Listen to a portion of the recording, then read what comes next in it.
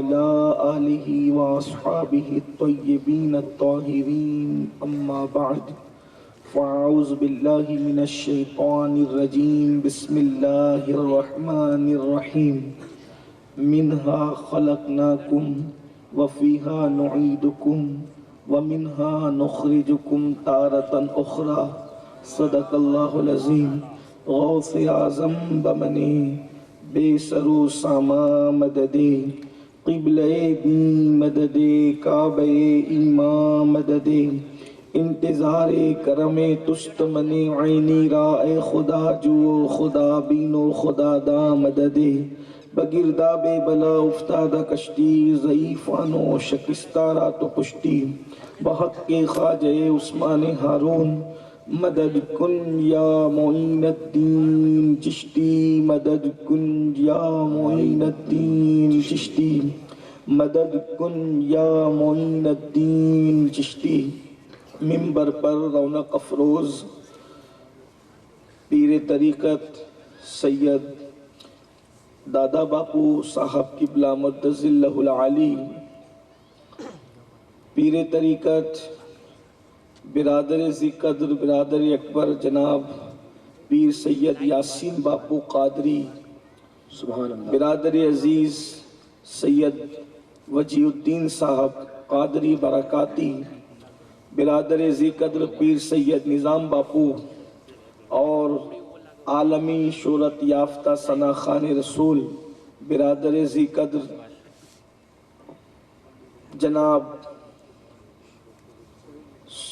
عبد القادر باپو نقیب محفل برادر ذی قدر جناب سید سہیل باپو وہ جمیع عرش مقام سادات کرام علماء ذوی الاحترام حاضرین محفل پردہ نشین ماؤں اور بہنوں السلام علیکم ورحمۃ اللہ وبرکاتہ السلام ورحمۃ اللہ وبرکاتہ انتہائی احترام و عقیدت کے ساتھ اپنے اور ساری کائنات کی مرکز عقیدت انیس بے کساں چارہ ساز درد منداں ہم غریبوں کے غمگسار ہم فقیروں کی ثروت شہر یار ارم تاجدار حرم نوبہار شفاعت شب اسرا کی دولہا نوشے بزم جنت دانائے سبل مولائے کل سبحان اللہ خسرو خوباں سیاح لامکاں وجہ کن فکاں در اللہ المکنون سر اللہ المخزون عالم ما کانا وما یکون آب و گل انبیاء جانو دل اسفیاء مطلع ہر سعادت مقتع ہر سیادت خلاصہ کائنات فخر موجودات حضور احمد مجتبی محمد مصطفیٰ ارواحنا فدا صلی اللہ تعالی علیہ وآلہ وصحبہ وبارک وسلم کی بارگاہ بے کس پناہ میں جس طریقے سے پڑھاؤں بلند آواز سے میرے ساتھ مل کر پڑھیں الصلاة والسلام علیکہ یا رسول اللہ الصلاة والسلام علیکہ یا رسول اللہ الصلاة والسلام علیکہ یا نبی اللہ الصلاة والسلام علیکہ یا نبی اللہ الصلاة والسلام علیکہ یا حبیب اللہ الصلاة والسلام علیکہ یا حبیب اللہ وعلا آلک و اصحابک یا نور اللہ وعلا آلک و اصحابک یا نور اللہ صلی اللہ تعالی علیہ وسلم صلی اللہ تعالی علیہ وسلم راہ پرخار ہے کیا ہونا ہے راہ پرخار ہے کیا ہونا ہے پاؤں افگار ہے کیا ہونا ہے تیرے بیمار کو میرے عیسیٰ غش لگاتار ہے کیا ہونا ہے دور جانا ہے رہا دن تھوڑا کوچ تیار ہے کیا ہونا ہے دل ہمیں تم سے لگانا ہی نہ تھا اب سفر بار ہے کیا ہونا ہے کل وہاں دید کا دن اور یہاں آنکھ بیکار ہے کیا ہونا ہے اور کیوں رضا کڑتے ہو ہنستے اٹھو क्यों रजा उड़ते हो हंसते उठो जब वो गफ्फार है क्या होना है, जब वो गफ्फार है क्या होना है। आज की ये महफिल ईसाल सवाब के हवाले से जनाब मोहम्मद इस्माइल साहब की वालिदा मरहुमा, जिनके बारे में मुझे मेरे भाई यासिन बापू ने बताया कि उस खातून की ये तमन्ना थी कि उनकी मौजूदगी में एक मर्तबा आपके इलाके में मेरा बयान हो जाए, लेकिन ऐसे हालात नहीं बन सके, हम तारीख नहीं दे सके और उनका इंतकाल हो गया। तो मुझे बताया गया कि अब उनके इसाले सवाब के लिए आज ये महफिल मुनक्किद की गई है। उसी मुनासिबत से मैंने कुरान मुकद्दस की आयात मुबारका तिलावत करने का शरफ हासिल किया है।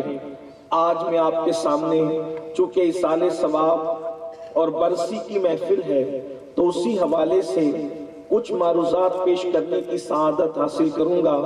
बड़ी कड़ाके की सर्दी है, खेत में सब लोग बैठे हुए हैं और मुझे बहुत देर से आप बैठे हैं इसका भी एहसास है, लेकिन उन्वान की अपनी नज़ाकतें भी है, मगर कुछ देर आपकी खिदमत में कुछ मारूज़ात पेश करने का शरफ हासिल करना चाहता हूँ। मेरे प्यारे आका सल्लल्लाहु अलैहि वसल्लम के प्यारे दीवानों, हम जमीन के ऊपर आए हैं, हम दुनिया के अंदर आए हैं, हम पैदा किए गए हैं और हमारी पैदाइश किसी मकसद के लिए है। अल्लाह तबारक व तआला ने कुरान में बयान कर दिया इंसान की हकीकत को, इंसान की पैदाइश को, इंसान की मौत को, इंसान मरने के बाद उठाया जाएगा। तीनों मराहिल को कुरान ने बयान किया है। कुरान कहता है मिन्हा खलकनाकुम, इसी मिट्टी से तुम्हें पैदा किया गया है।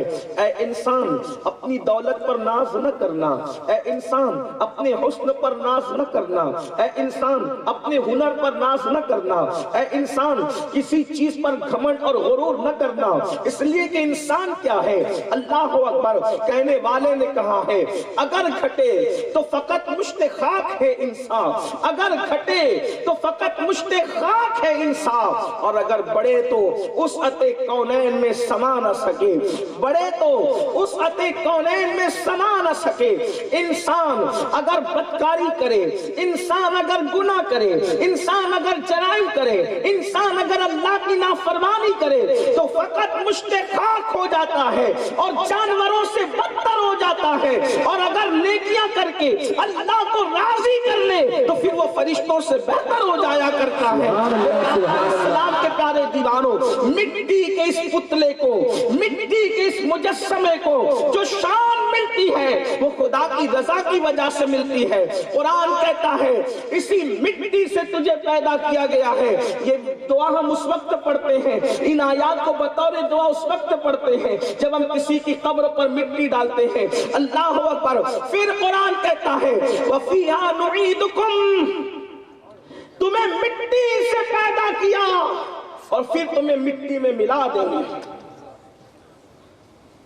कहां है इंसान, मिट्टी से पैदा होने वाले इंसान, तू अपने खूबसूरत मकानों पर घमंड और गुरूर कर रहा है, तू अपनी डिग्रियों पे घमंड और गुरूर कर रहा है, जबकि अल्लाह का कुरान पुकार पुकार कर कह रहा है इसी मिट्टी से तुझे पैदा किया और फिर दोबारा इसी मिट्टी में तुझे मिला देंगे। यानी मिट्टी से उठा है और मिट्टी ही में इंसान को मिल जाना है। और फिर कुरान कहता है वमिन्हा नुखरिजुकुम तारतन उखरा, फिर इसी मिट्टी से तुम्हें निकाला जाएगा, यानी फिर तुम्हें उठाया जाएगा। अल्लाह अकबर। आइए अब इन मराहिल को मैं आपके सामने पेश करूं। मेरे आका सल्लल्लाहु अलैहि वसल्लम के दीवानों, इस दुनिया से रुखसत होना है। दुनिया सराय फानी है, दुनिया हमेशा रहने की जगह नहीं है। एक दिन मौत है, मौत। अभी जो जिस खातून के इसाले सवाब के लिए महफिल है वो भी इंतकाल कर चुकी, उनसे पहले और भी मरे, उनसे पहले औरों को भी मौत आई और बाद में और भी मरते रहेंगे। एक दिन मुझे और आपको भी मरना है, लेकिन हमें नहीं पता मौत कब आएगी, मौत किस वक्त आएगी। मौत की तलवार हमारे सर सरों पे लटक रही है।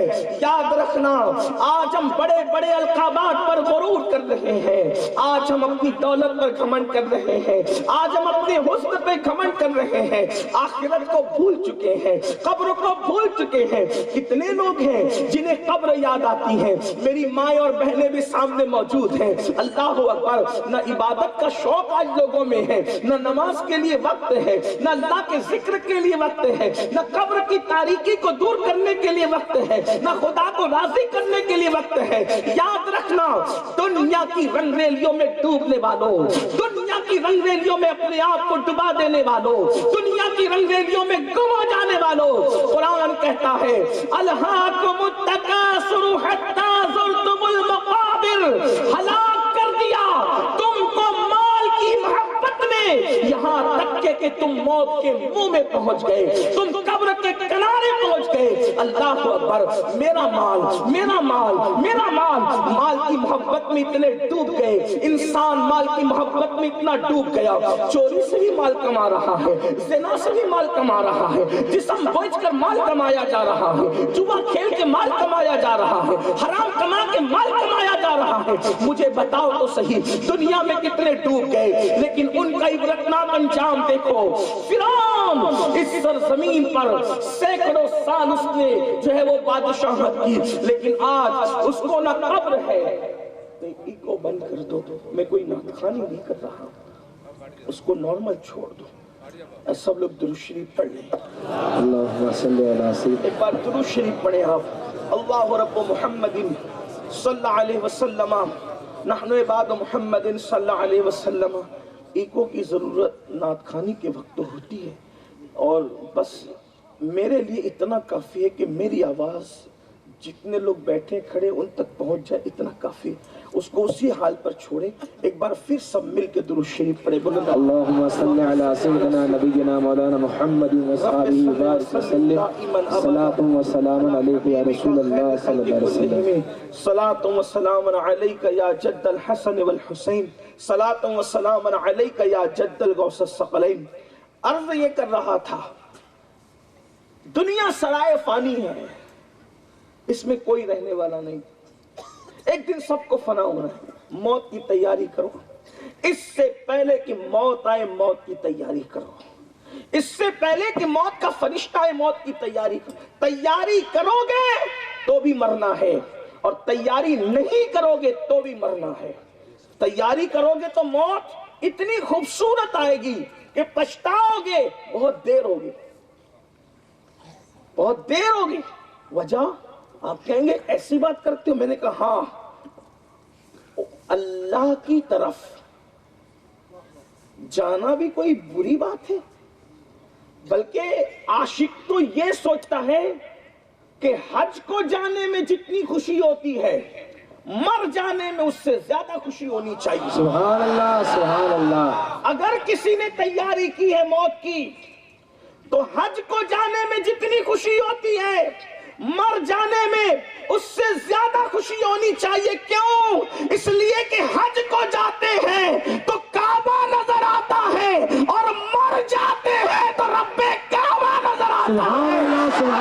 को जाते हैं तो गुंबदे खजरा नजर आता है, लेकिन मर जाते हैं तो मदीना वाला खुद कब्र में तशरीफ लाता है। मेरे इमाम कहते हैं कब्र में लहराएंगे ता हश्र चश्मे नूर के, जलवा फरमा होगी जब तलात रसूलुल्लाह। नारे तकबीर, नारे रिसालत, अज़मत शाने मुस्तफा।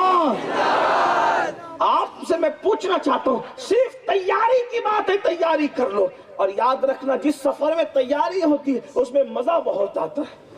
जिस सफर में तैयारी होती है उसमें मजा बहुत आता है। मिसाल के तौर पर गाड़ी बेहतरीन हो, तोशे सफर हो, अच्छे साथी हो, अच्छी संगत हो, ड्राइवर अच्छा हो, खाने पीने की चीजें हैं, रुकने उठने बैठने का इंतजाम अच्छा है, तो सफर में ऐसा मजा आता है कि आदमी घर भूल जाता है। लेकिन इंतजाम ही कुछ नहीं है, न गाड़ी है, न साथी है, न संगत है, कुछ भी नहीं है, तो आप बताएं किस गाड़ी को हाथ देंगे, कहाँ बैठेंगे, कहाँ उतरेंगे, कौन बाजू بازو میں بیٹھے گا، بولو مسائل ہوتے ہیں کہ نہیں؟ ارے نادان، اگر اپنے گھر سے 100 کلومیٹر جانا ہے اور سفر کا انتظام نہ ہو تو اتنی تکلیفیں ہوتی ہے، اور مر کر کے تجھے جانا کہاں ہے؟ اللہ کی طرف جانا ہے، اللہ کی طرف پلٹنا ہے، اس کے لیے کیا تیاری کی؟ اللہ کے رسول علیہ الصلوۃ والتسلیم نے توجہ فرمائے، یہ میری بات کا برا نہیں ماننا، میں سچی بات آپ کے سامنے کر رہا ہوں، اللہ کے رسول علیہ السلام نے اپنے گھر والوں کو جنہیں ہم اہل بیت کہتے ہیں، اپنے خاندان والوں کو جنہیں اہل بیت کہتے ہیں،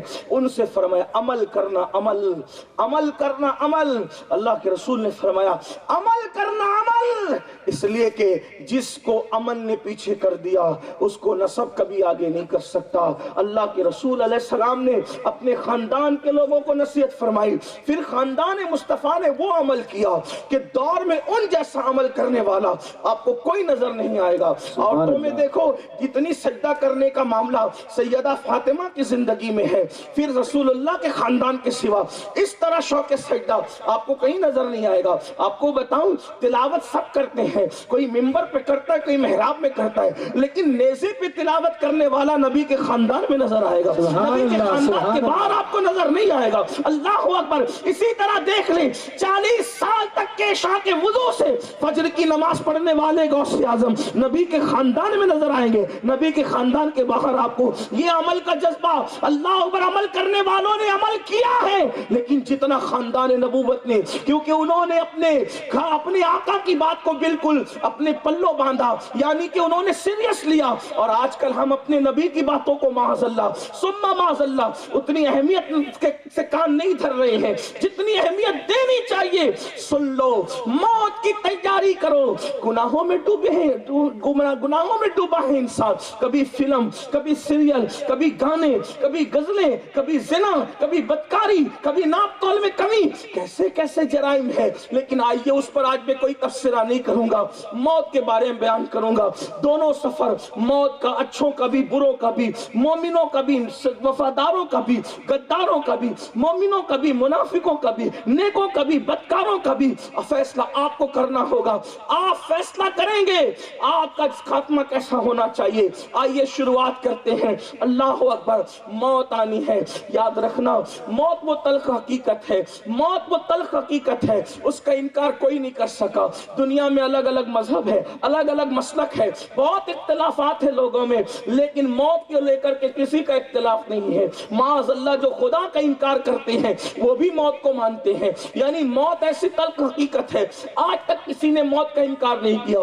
مرنا ہے، موت کسے کہتے ہیں؟ ایک بات تو پہلی بات یاد رکھیں کہ جسم اور روح کے اجتماع کو زندگی کہتے ہیں، اور جسم اور روح کے اختلاف کو موت کہتے ہیں۔ جب روح جسم سے نکل جاتی ہے اسی کا نام ہے موت۔ اللہ اکبر۔ اب موت کے وقت روح نکلتی ہے، آئیے اب ابتدا کریں۔ اللہ اکبر۔ مومن کیسے مرتا ہے؟ میرے آقا، ہم سب کے آقا و مولا، خاتم النبیین، قائد المرسلین، مصطفیٰ جان رحمت صلی اللہ علیہ وآلہ وسلم فرماتے ہیں جب مومن کی روح دنیا سے نکلنے والی ہوتی ہے، جب مومن کی موت کا وقت آتا ہے تو تا حد نگاہ فرشتوں کی قطار لگی رہتی ہے، اور وہ اتنے خوبصورت ہوتے ہیں، وہ اتنے حسین و جمیل ہوتے ہیں، ان کے حسین و جمیل چہرے اور خوشبو سے اللہ اکبر ایک عالم معطر ہوتا ہے، خوشبو سے ماحول معطر ہوتا ہے، اور جنت کا کفن لایا جاتا ہے، اور جنت کا کفن آتا ہے۔ اللہ اللہ، وہ مومن اس وقت اتنا خوش ہوتا ہے اور وہ جلدی کرتا ہے کہ جلدی کیا جائے، اس لیے کہ وہ سوچتا ہے ابھی گئے نہیں دنیا سے، ابھی تو شروعات ہے، ابھی تو ابتدا ہے۔ اللہ اکبر۔ اتنے حسن والوں کی قطاریں ہیں، اور جنت کی خوشبو ہے، جنت کا کفن ہے، اور پھر حضرت ملک الموت جنہیں ہم حضرت اسرائیل علیہ السلام کہتے ہیں، اللہ اکبر، وہ موت کا فرشتہ روح نکالتا ہے۔ تو میرے آقا نے 3 تمثیلیں پیش کی ہے، ہے تو بہت ساری مثالیں، لیکن 3 باتیں پیش کی ہے۔ مومن کو کیسے موت آتی ہے؟ مومن بنو مومن۔ اور مومن کون ہے؟ بہت سی چیزیں بتائی گئی۔ ایک مرتبہ فرمایا جو اپنے لیے پسند کرتے ہو وہی اپنے بھائی کے لیے جب تک پسند نہیں کرو گے اس وقت تک مومن نہیں ہو سکتے۔ مطلب کیا؟ اب یہ بہت کمال ایمان کی بات آ رہی ہے، یعنی کہ میں پسند کرتا ہوں کہ کوئی میری غیبت نہ کرے تو میں کسی کی غیبت نہ کروں، میں چاہتا ہوں کہ میرا آنگن صاف رہے تو میں کسی کے آنگن میں گندگی نہ ڈالوں، میں چاہتا ہوں کہ مجھے ترقی ملے تو میں دوسروں کی بھی ترقی کا سوچوں. میں چاہتا ہوں کہ مجھے اچھا کھانا ملے تو میں دوسروں کو بھی اچھا کھانے کا سوچوں. میں چاہتا ہوں کہ دوسروں مجھے اچھا کپڑا ملے تو میں دوسروں کو بھی اچھے کپڑے کا سوچوں. مطلب کیا ہے؟ صرف تسبیح اور مصلی مومن نہیں بناتے، بلکہ فرمایا جب تک جو چیز تو اپنے لیے پسند کرتا ہے وہی دوسرے کے لیے پسند نہ کرے اس وقت تک تو مومن نہیں ہوگا. اللہ اکبر. اور ایک مقام پر اللہ کے رسول صلی اللہ علیہ وآلہ وسلم نے ارشاد فرمایا، آقا ارشاد فرماتے ہیں جب تک تیری زبان سے اور تیرے ہاتھ سے دوسرے لوگ محفوظ نہ رہے اس وقت تک تو مومن نہیں ہو سکتا. اور پھر فرمایا جب تک کہ تیرے دل میں اتنا عشق پیدا نہ ہو جائے اپنے نبی کا کہ اپنی اولاد سے زیادہ، اپنے ماں باپ سے زیادہ اور تمام لوگوں سے زیادہ جب تک تو آمنہ کے لال سے پیار نہ کرے اس وقت تک تو مومن نہیں ہو سکتا. اللہ اکبر. یعنی مومن بنو. مومن کی بہت تعریفیں آئی ہے کمال ایمان کے حوالے سے، لیکن اس کے لیے وقت نہیں ہے. جلدی جلدی بات آگے بڑھانا ہے. اگر وقت میں برکت اور گنجائش رہی تو انشاءاللہ میدان محشر تک کے چند حالات اشارے میں کچھ آپ کے سامنے پیش کریں گے تاکہ یقین پیدا ہو ہمیں جانا کہاں ہے اور اس کی تیاری کا جذبہ پیدا ہو. تو بہرحال آقا فرماتے ہیں مومن جب مرتا ہے، کون مومن اب سمجھ لیے، یعنی اپنی آقا سے عشق کرنے والا، حضور سے محبت کرنے والا، حضور سے وفا کرنے والا. مومن کون مومن؟ یعنی جو دوسروں کا بھلا چاہتا ہے. مومن کون مومن؟ اللہ اکبر اللہ اکبر. جو لوگوں کا خیال کرتا ہے. مومن کون مومن؟ جس کے ہاتھ اور زبان سے دوسرے محفوظ رہتے ہیں. ایسا مومن دنیا سے جاتا ہے. تو آقا فرماتے ہیں جیسے مشکیزہ بھرا ہوا باندھ دیا جائے، دیکھو مومن کی موت، جیسے مشکیزہ بھرا ہوا باندھ دیا جائے اور اس سے قطرے قطرے پانی ٹپکتا ہے اور کسی کو خیال ہوتا ہے کیسے ٹپک رہا ہے، ہلکا سا پانی ٹپکتا ہے. آقا فرماتے ہیں جیسے مشکیزے سے پانی ٹپکتا ہے ویسے مومن کی روح نکل جاتی ہے.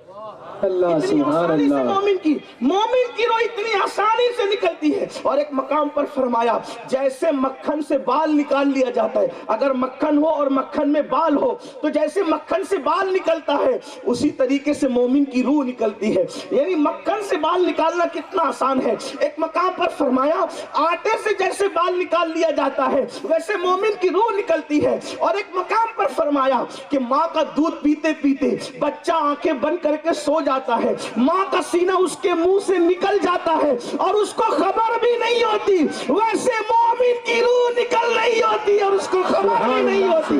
اللہ اکبر.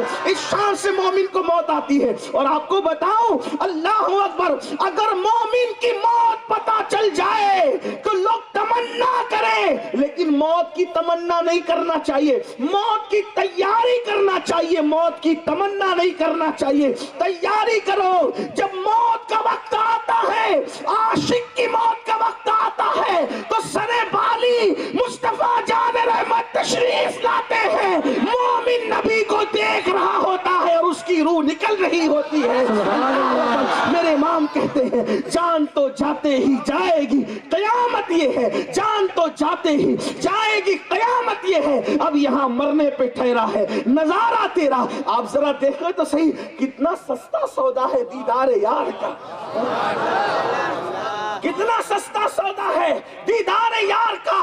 آپ کی طلعت کو دیکھا جان دی. پورے سفر موت میں بار بار دیدار ہو رہا ہے. ان کو دیکھ کر جان دی، ان کو دیکھ کر جان.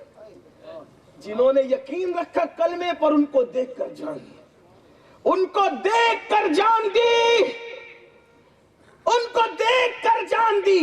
اس پہ اتنا زور اس لیے دے رہا ہوں اگر حسن یوسف سامنے ہو،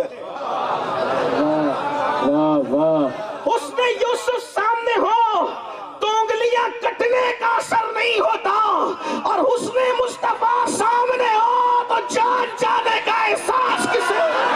سبحان اللہ سبحان اللہ.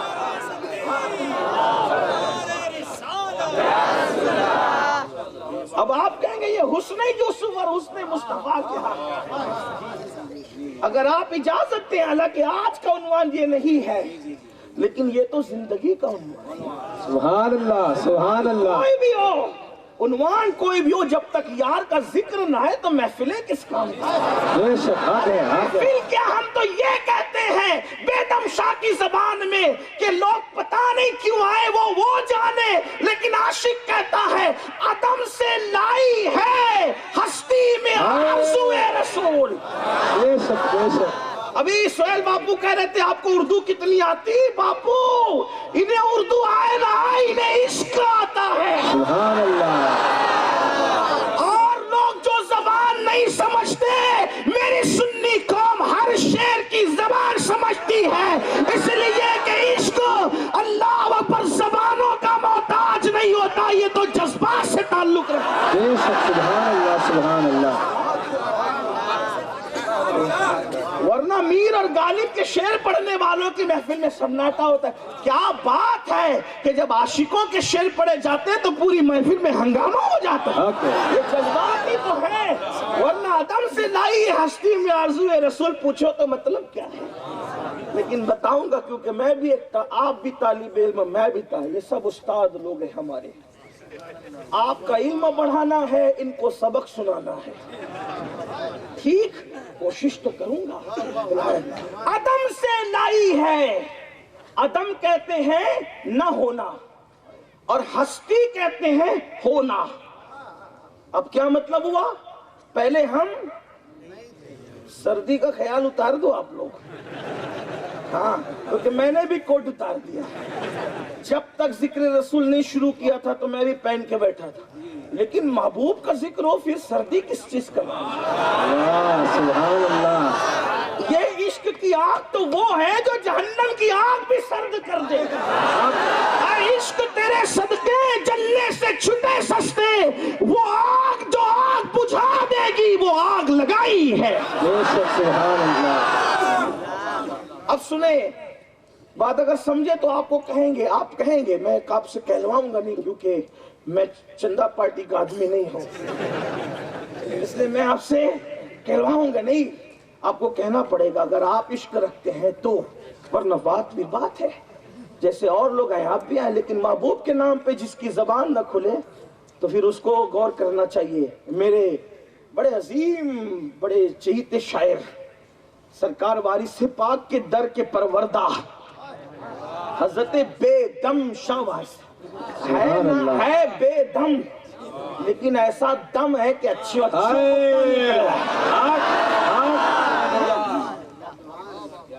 حضرت بے دم شاہ کہتے ہیں عدم سے لائی ہے، ہم کچھ نہیں تھے پھر ہوئے ہستی۔ عدم مطلب کچھ نہیں، ہستی مطلب کچھ ہو گئے، تو کیا کہتے ہیں؟ عدم سے لائی ہے ہستی میں آرزو رسول، رسول کی آرزو نے ہمیں دنیا دکھائی ہے، اسی لیے محفل میں کیا ان کے لیے، دنیا میں اسی کے لیے آئے ہیں۔ عدم سے لائی ہے ہستی میں آرزو رسول، اور پھر کہتے ہیں کہاں کہاں لیے پھرتی ہے جستجو رسول۔ اب اس کی ایک طالب علم کی حیثیت سے تشریح کی کوشش کروں، کر نہیں سکتا، کہاں بے دم، کہاں یہ بے علم، حالانکہ علم نہیں کہنا چاہیے، وہ علم ہے، لیکن تھوڑی سی ردیف ملانے کے لیے، قافیہ بندی اور تک بندی کے لیے کہاں بے دم، کہاں یہ بے علم مل جائے بس، حالانکہ وہ علم نہیں ہے بلکہ علم ہے۔ ہاں، آج کل لوگ اس کو بھی علم کہتے ہیں، لیکن وہ علم نہیں بلکہ علم ہے۔ ہاں، ذرا پڑوسی ملک کی ہوا سے ہوشیار رہا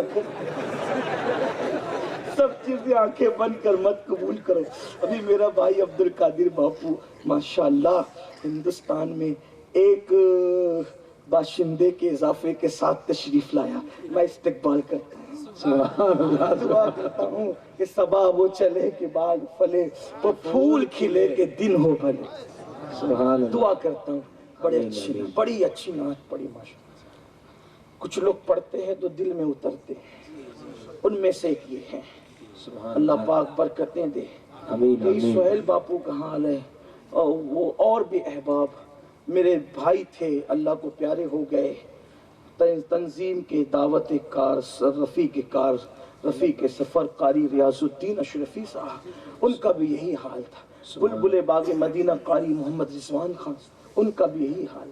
بلبل مستجاب معین الدین مستجابی کا بھی یہ ماشاءاللہ ہمارے ہندوستان میں یہ لوگ پڑھتے ہیں، اور بھی لوگ ہوں گے، لیکن بہرحال ابھی کتنوں کے نام لوں، کسے میں ترک کروں، کس کا انتخاب کروں، لیکن اللہ تعالیٰ سب کو سلامت آمین آمین۔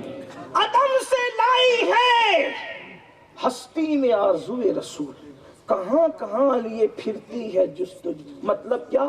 ہم عالم ارواح میں تھے، کتنے سکون کی جگہ تھے، نہ کھانا نہ کمانا نہ کپڑے دھلنا نہ واشنگ مشین، کوئی ٹینشن وینشن نہیں، صحیح کچھ نہیں، بہت آرام میں تھے، کہاں؟ نور کی دنیا میں، چونکہ روح نور ہے، بے شک نور روح کی دنیا میں تھے۔ پھر صرف اشارہ دے رہا ہوں تفصیل، کسی نے کہا زمین پہ جاؤ، اب وہاں جا کے کیا ملے گا؟ کہا محبوب ملے گا، سبحان اللہ، کہا محبوب ملے گا، محبوب ملے گا، جاؤ۔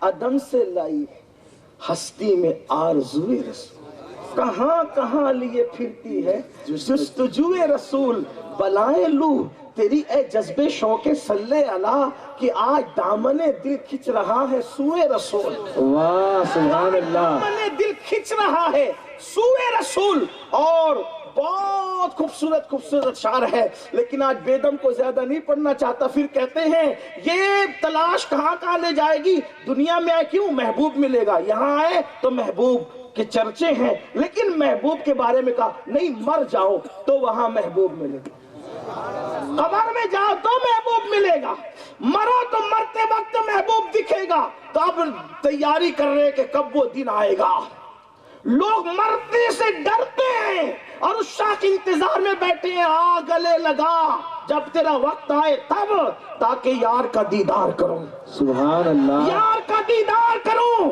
اللہ اکبر۔ تو دنیا میں محبوب دکھا نہیں دکھا، جس کی اپنی اپنی قسمت، لیکن پھر کہا قبر میں جائے گا تو محبوب دکھے گا۔ اب قبر میں گئے، محبوب کو دیکھ کر سو گئے، محبوب کو دیکھ کر آنکھ لگی ایسی لگی، سب کے لیے کوئی قبر 500 سال، 1000 سال، 2000 سال، 5000 سال، لیکن عاشق جس نے یار کا جلوہ دیکھا اس کے لیے قبر اتنی مختصر ہے جیسے عشاء پڑھ کے سویا تھا اور فجر کے وقت بیدار ہو گیا۔ یعنی کہ قبر کا یہ حال ہے۔ لوگ کہتے ہیں مولانا اتنا سوئیں گے کیسے، تھک جائیں گے سوتے سوتے۔ میں نے کہا نادان، کروٹ بھی بدلنے کا وقت نہیں ملے گا، اور صبح قیامت ہوگی۔ ان کے عشق میں مر کے تو دیکھ، ان کے عشق میں موت پا کر تو دیکھ، لیکن جب قبر میں مر کے سوئیں گے، ان کے عشق میں، ان کے دیدار کے تصور اور خیالات میں، وہ فرشتے اٹھا کر کے کہیں گے جس کو دیکھ کر سویا تھا اب وہ محشر میں آیا ہے، ذرا چل ان کو دیکھنے کے لیے چل۔ تو پھر وہاں بھی جلدی ہوگی، چلو ذرا دیکھیں تو صحیح کہاں کہاں لیے پھرتی ہے جستجوئے رسول۔ اور حضرت نصیر الدین نصیری سے کہتے ہیں قبر کی نیند سے اٹھنا کوئی آسان نہ تھا، قبر کی نیند سے اٹھنا کوئی آسان نہ تھا، ہم تو محشر میں انہیں دیکھنے آئے ہوئے ہیں۔ اور اس مضمون کو میرے امام اہل سنت کا امام عشق محبت یہ کہتے ہیں زمین و زمان تمہارے لیے، مکین و مکان تمہارے لیے، چنی نہ چنا تمہارے لیے، بنے دو جہاں تمہارے لیے، دہن میں زبان تمہارے لیے، دہن میں زبان تمہارے لیے، میں زبان تمہارے لیے، میں زبان تمہارے لیے، میں جان تمہارے لیے، یہاں تمہارے لیے، وہاں تمہارے لیے، چلے کہ باغ پھلے وہ پھول کھلے کے دنوں بھلے، لوا کے تلے سنا میں کھلے ہماری زبان تمہارے لیے، سبحان اللہ سبحان اللہ، یا رسول اللہ، آپ کی طلعت کو دیکھا جان دی، قبر میں پہنچا تو دیکھا آپ ہے۔ سبحان اللہ، میں نے ایک بات کہی آپ کے سامنے، توجہ ہے آپ کی، حضور کو دیکھا اور جان دی، یوسف علیہ السلام کو دیکھا تو انگلیاں کٹنے کا احساس نہیں۔ میں واقعہ نہیں بیان کروں گا، کئی بار بیان کر چکا، انگلیاں کٹی کیسے، کیا ہوا، سب آپ کو پتا ہے، لیکن دونوں میں فرق کیا ہے، حسن یوسف اور حسن مصطفیٰ۔ امام المتکلمین علامہ نقی علی خان ایک حدیث لکھتے ہیں، توجہ کرنا، ایک مرتبہ ام المومنین سیدہ عائشہ صدیقہ نے پوچھا یا رسول اللہ آپ کے حسن میں اور حسن یوسف میں فرق کیا ہے؟ توجہ ہے آپ کی، آپ کے حسن میں، تھوڑا سردی کا خیال ہے اس لیے بار بار پوچھ رہا ہوں کہ توجہ ہے آپ کی، اور تھوڑی بات عشق کی ہے تو تھوڑی سی مشکل بھی ہے، لیکن جذبات آپ کے ہیں تو سمجھ میں آئے گی۔ آپ آپ کے حسن میں اور حسن یوسف میں فرق کیا ہے؟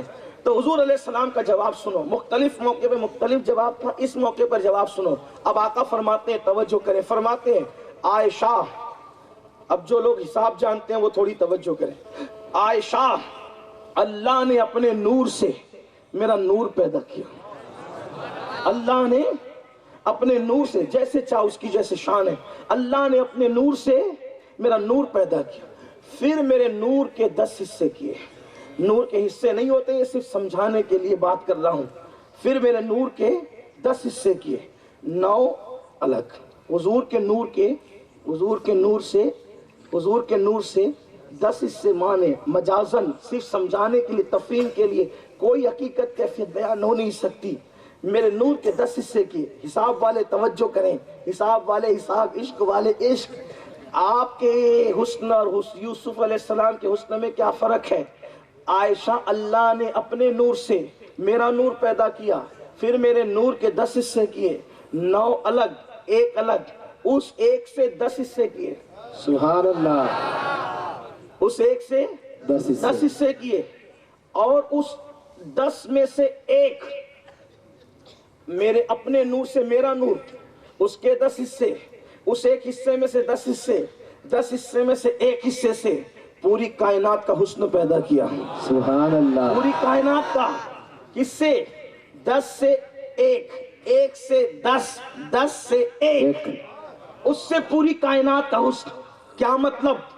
ستاروں کا حسن اسی سے، سیاروں کا حسن اسی سے، فلک کا حسن اسی سے، سورج کا حسن اسی سے، تتلیوں کا باغپن اسی سے، مرغوں کی آواز اسی سے، چڑیوں کی چہچہٹ اسی سے، نکھرتے گل اسی سے، شفق کا جمال اسی سے، افق کی سرخی اسی سے، آپ کے خوبصورت چہرے اسی سے، ہمارے اس منبر پر بیٹھنے والے علماء اور سادات کے نورانی چہرے اسی سے، تیری مسجد پاک میں بچہ بچہ نور کا، وہ سارے بچے اسی میں آئے ہیں، اسی نور کی۔ اللہ اکبر، وہ ترنگ ہے، گرتے ہوئے آبشار، اللہ اکبر، بہتی ہوئی ندیاں، بوروں کی گنگناہٹ، تتلیوں کا باغپن، پھولوں کی نزاکت، نکھرتے گل، گلابوں کی خوشبو، اللہ اکبر، یہ سبزہ زار، یہ آسمان، یہ برستے ہوئے بادل، اور یہ بادلوں کا حسن، بلکھاتی ہوئی ندیاں، سمندروں کی روانی، دریاؤں کی روانی، سمندروں کی طغیانی، سیب کے اندر موتی، یہ سب کچھ کس میں؟ بلکہ اسی ایک میں جنت کا حسن و جمال بھی، جنت کا حسن و جمال بھی اسی کے اندر۔ اللہ اکبر، 1 حصے حسن کا یہ عالم ہے، اپنے نور سے میرا نور، میرے نور سے 10 حصے، 10 میں سے 1 سے 10 حصے، 10 میں سے 1 سے پوری کائنات کا حسن۔ اب پوری کائنات 1 حصے میں اتنی خوبصورت ہے، اور اکیلے 9 سے حضرت یوسف کا حسن پیدا کیا۔ اب بتاؤ، یوسف اتنے خوبصورت تھے، کون تھے؟ وہ تو 10 میں سے 1 کا 9واں حصہ تھا، تو وہ اتنے خوبصورت تھے۔ جب حسن یوسف کا یہ عالم ہے، تو جس کے نور سے حضرت یوسف کو وجود ملا ہے، وہ کس قدر حسن والے اور جمال والے ہوں گے۔ اسی لیے مولانا جمیل الرحمان کہتے، کیا حسن ہے اے سید ابرار تمہارا، اللہ بھی ہے طالب دیدار تمہارا، اور کیوں دید کے مشتاق نہ ہو حضرت یوسف، اللہ کا دیدار ہے دیدار تمہارا۔ سبحان اللہ، کیا جمال ہے ان کا۔ اور وہ سرے بالی آتے ہیں جب عاشق دنیا سے جاتا ہے۔ اسی لیے کہا جاتا، جب کوئی انتقال کر رہا ہو تو کوئی ناپاک وہاں موجود نہ رہے، بچے رونے دھونے والے نہ رہے، وہاں تصویر نہ رہے، وہاں کتا نہ رہے، وہاں زبان سے غلط بات نہ نکالو، کیونکہ جو بات نکلے گی وہ فوراً قبول ہو جائے گی۔ کیوں؟ اس لیے کہ رحمت کے فرشتے آئے ہیں، اور بعید نہیں کہ کچھ رحمت للعالمین بھی تشریف لائے ہو۔ اللہ اکبر، فرشتوں کا آنا تو یقینی ہے، لیکن حضور کی آمد جو ہے انسانوں کے مرتبے کے اور مقام کے اعتبار سے ہوتی ہے، جیسا کہ بزرگوں نے فرمایا۔ اب آپ سے پوچھتا ہوں مسلمانوں، بالی پر لیٹے لیٹے محبوب کا جلوہ دیکھ کر دنیا سے جانے والے کی شان کیا ہوگی؟ یہ ہے مومن کی موت، یہ ہے مومن کی موت۔ اور اس کے بعد اب اس کی روح کو کفن میں، جنت کے کفن میں لپیٹ کر آقا فرماتے ہیں، ایک لمحہ بھی روح حضرت ملک الموت کے ہاتھ میں رہنے نہیں دی جاتی. ادھر روح نکالی, ادھر فوراً فرشتے لیتے ہیں اور جنت کے کفن میں لپیٹتے ہیں اور لے کر کے پہلے آسمان کی طرف بڑھتے ہیں. جب پہلے آسمان پہ جاتے ہیں تو فرشتے پوچھتے ہیں کس کا جنازہ جا رہا ہے, کس کی روح جا رہی ہے؟ تو فرشتے کہتے ہیں فلاں ابن فلاں کی روح ہے. تو کہتے ہیں اس پر سلام اور مبارکباد ہو, یہ تو بڑا نیک تھا. اس کے بعد دوسرے آسمان پر بھی یہی دھو, تیسرے آسمان پہ بھی یہی دھو, چوتھے آسمان میں بھی یہی دھو. یعنی زمین پہ نیک کے لیے لوگ رو رہے ہوتے ہیں اور آسمان پہ دھومیں مچ رہی ہوتی ہے. میرے امام اس کا نقشہ یوں بیان کرتے ہیں, کہتے ہیں کہ عرش پر دھومیں مچے وہ مومن صالح ملا, عرش پر دھومیں مچے وہ مومن صالح ملا, اور فرش سے ماتم اٹھے وہ طیب و طاہر گیا, فرش سے ماتم اٹھے وہ طیب و طاہر گیا. اور یہ کب ہوتا ہے؟ واسطہ پیارے کا ایسا ہو کہ جو سنی مرے, یوں نہ فرمائے تیرے شاہد کہ وہ فاجر گیا.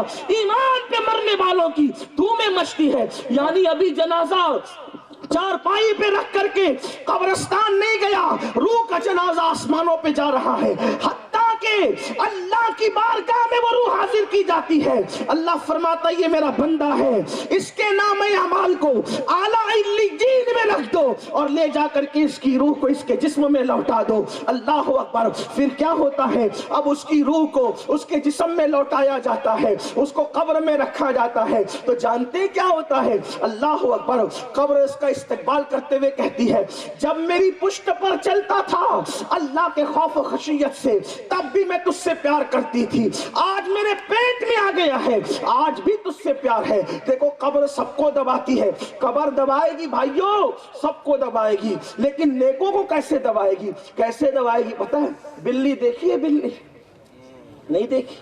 نہیں دیکھی تو دیکھنا. بلی اپنے بچے کو بھی منہ میں لیتی ہے اور چوہے کو بھی منہ میں لیتی ہے, دونوں کو منہ میں لیتی ہے. تو بلی اپنے بچے کو کیسے منہ میں لیتی؟ خراش تک نہیں آتی, اور چوہے کو ایسے پکڑتی ہے کہ خونا خون ہو جاتا ہے. ہنسنے کی بات نہیں, بلا تمثیل.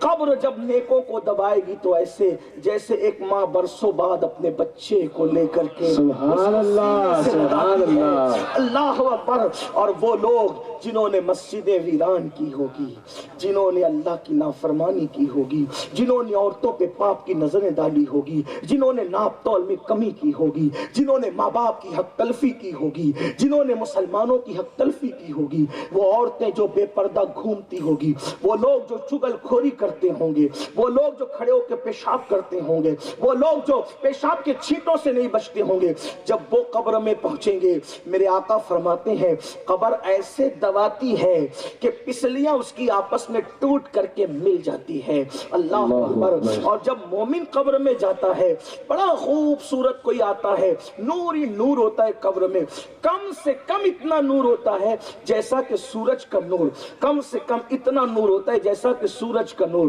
اور زیادہ سے زیادہ تو پھر اس کی حد ہی نہیں. اور پھر کیا ہوتا ہے؟ اللہ اکبر. کوئی نورانی چہرے والا کہتا ہے اب تو نے یہاں سکون سے رہنا, تو نے یہاں اطمینان سے رہنا, تجھے کوئی تکلیف نہیں, تجھے کوئی دکھ نہیں, تجھے کوئی پریشانی نہیں, اور تو یہیں رہے گا اور تو آرام سے رہے گا.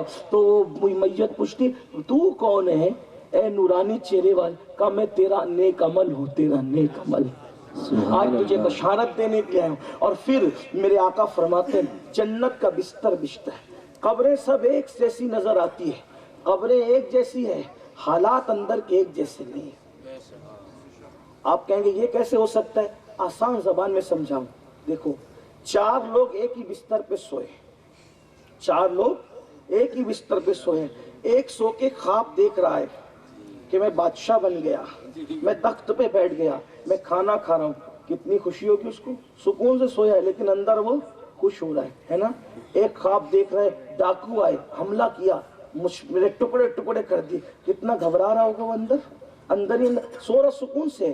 اسی میں نے سمجھانے کے لیے کہا قبر کیا ساری قبریں پرسکون ہیں, کسی کی کوئی قبر جہنم کے گڑھوں میں سے گڑھا ہے, کوئی جنت کے باغوں میں سے باغ ہے, کوئی پہلی رات کی دلہن کی طرح سویا ہے, کوئی چیخ چلا رہا ہے. اگر قبروں کے حالات انسانوں کو پتہ چل جائے تو انسان ایسے پگھلنے لگے جیسے نمک پانی کے اندر پگھلنے لگتا ہے.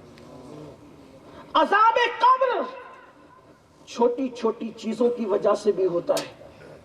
اللہ کے رسول صلی اللہ علیہ وآلہ وسلم نے فرمایا جب اللہ سے دعا کیا کرو تو قبر کے عذاب سے اللہ کی پناہ مانگا کرو. قبر آخرت کی پہلی منزل ہے. اگر قبر کی پہلی منزل میں کامیاب ہے تو آخرت کامیاب ہے، اور پہلی منزل میں ناکام ہے تو پھر سب تباہ و برباد ہے. اللہ کے رسول صلی اللہ علیہ وآلہ وسلم فرماتے ہیں جب اللہ کے نافرمان اور منکر کو موت آتی ہے، موت تا حد نظر فرشتے ہوتے ہیں، لیکن ایسی ڈراؤنی شکل کے ہوتے ہیں، ایسی ڈراؤنی شکل کے، اور اس کے لیے کھردرا ٹاٹ لے کر آتے ہیں اور انتہائی بدبو ہوتی ہے وہاں. اور وہ اس وقت تو سوچ رہا ہوتا ہے کہ میں نہ مروں، لیکن اس کی کب چلتی، اور اس طریقے سے اس کی روح کھینچی جاتی ہے. ایسا لگتا ہے جیسے سینے پر زمین اور آسمان سمیٹ کر رکھ دیے گئے. اتنی پیاس کی شدت ہوتی ہے کہ اگر 7 سمندروں کا پانی اس کے منہ میں اڈیل دیا جائے تو کوئی اس کی پیاس کو بجھا نہیں سکتا. اس کو اتنی بھوک مسلط کی جاتی ہے، اگر پہاڑوں کو کھانا بنا کر اس کے حلق میں اڈیل دیا جائے تو اس کی بھوک نہیں مٹ سکتی. اللہ اکبر. اور وہ تڑپ تڑپ کر کے مرتا ہے. ایک ایک جسم سے اس کی روح کھینچ کر نکالی جاتی ہے. روح نکلنا نہیں چاہتی کیونکہ وہ خبیث روح ہوتی ہے، اس کا خبیث پن ہوتا ہے. اللہ اکبر. اس کے خبیث اعمال کیے ہوتے ہیں، اور جب اس کی روح نکلتی ہے تو پھر فرشتے اس کو بدبودار ٹاٹ میں کھردرے ٹاٹ میں لپیٹ کر لے جاتے ہیں. اور جب پہلے آسمان کی طرف جاتے ہیں تو فرشتے کہتے ہیں یہ کون روح ہے؟ یہ تو خبیث روح ہے. اور اس کے بعد کہا جاتا ہے اس کو واپس لے جاؤ. اللہ اکبر. پھر اس کے نامہ اعمال کو سجین میں رکھ دیا جاتا ہے اور پھر کہا جاتا ہے اس کی روح کو لوٹا دو. اس وقت کی حسرت کیا ہوتی ہے میرے بھائیوں. میں اپنی بہنوں سے بھی کہتا ہوں لوگوں کے سامنے اچھے بننے کی بجائے اللہ کو منانے کی کوشش کرو، اس کو راضی کرنے کی کوشش کرو. ذرا سوچو تو صحیح، جب پیشاب کے چھینٹوں سے نہ بچنے کی وجہ سے عذاب قبر ہوتا ہے، عذاب قبر کن کن چیزوں کی وجہ سے ہوتا ہے تھوڑی اس کی وضاحت کر دوں، اور آگے ٹائم رہا تو ٹھیک ورنہ بات مکمل ہوگی. عذاب قبر سب سے پہلی چیز کس چیز سے عذاب ہوتا ہے؟ عذاب قبر ہوتا ہے حضرت عبداللہ ابن عباس کے پاس کچھ لوگ آئے اور آنے کے بعد کہا کہ حضرت ہم لوگ حج کے لیے آ رہے تھے، ایک بندے کا انتقال ہو گیا. حج کی راستے میں جس کا انتقال ہو کتنا خوش نصیب ہے وہ بندہ. ابن عباس سے کہتے ہیں اے ابن عباس ہم حج کے لیے آ رہے تھے، راستے میں بندے کا انتقال ہو گیا. اچھا. پھر ہم نے قبر کھودی تو قبر کے اندر اژدہا نکلا، دوسری قبر کھودی اس میں بھی اژدہا نکلا، تیسری کھودی اس میں بھی اژدہا نکلا. اب ہم آپ کے پاس سے کیا کریں؟ فرمایا پوری روئے زمین کھود ڈالو تو بھی نکلے گا، چونکہ اس کے کرتوت ایسے تھے. مسلمانوں بھائی اور بہنوں غور کرو، سفر حج میں جا رہا ہے، کرتوت اچھے نہیں ہے تو قبر کا یہ حال ہے. کیا نیت سے فلم دیکھنے جاتے ہو، اگر اسی حالت میں موت آ گئی تو کیا حال ہوگا؟ کس ہمت اور طاقت کے ساتھ حجام کی کرسی پر بیٹھ کر کے داڑھی مڈاتے ہو، اگر اسی حالت میں موت آ گئی تو کیا حال ہوگا قبر میں؟ کسی عورت پر پاپ کی نظر ڈالتے ہو. کچھ لوگ تو زنا بھی کرتے ہیں، حالانکہ ایسے لوگ یہاں موجود نہیں ہوں گے انشاءاللہ، اللہ نے چاہا تو ایسے لوگ نہیں ہوں گے، لیکن اللہ کرے ان تک بات پہنچے. کچھ لوگ زنا کرتے، ڈر نہیں لگتا اگر اسی حالت میں موت آ گئی تو اللہ کو کیا منہ دکھاؤ گے؟ قبر میں کیا ہوگا؟